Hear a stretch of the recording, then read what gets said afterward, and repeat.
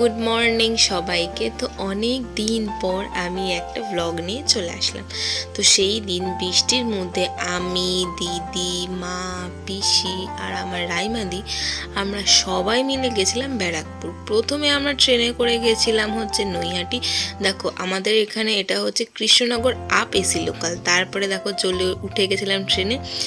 আমরা করেছিলাম একটা ভিডিও, বাট কি ভিডিও হয়েছে জানি না। এখানেও আমার দিদি কি দেখাতে যাচ্ছে আমি সেটাও জানি না, বাট কিছু তো একটা দেখাতে চাচ্ছিল।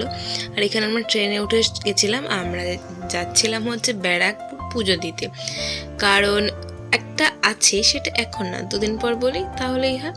আর দেখতে থাকো কিন্তু ব্লগটা। তারপরে ওখানে গিয়ে তো যা করতে হয়, যে ডালাটা সেটা নিলাম। তারপরে এই যে হনুমান মন্দির, আর আমার দিদি না একটু পাগল হয়ে যায় মাঝে মাঝে, তো সেই পাগলামিটাই করছিল। তারপরে আমরা হনুমান মন্দিরে গেছিলাম পুজো দিতে। তো পুজো হচ্ছিল, এত ভালো লাগছিল। কলেজ টাইমে তো এখানে তো যারা আমার পুরনো ব্লগার তারা জানো আমি খুবই আসতাম এখানে, কারণ আমার ভীষণ ভালো লাগতো। আর নেক্সট পার্টটা অবশ্যই দেখো। তো চলো টাটা।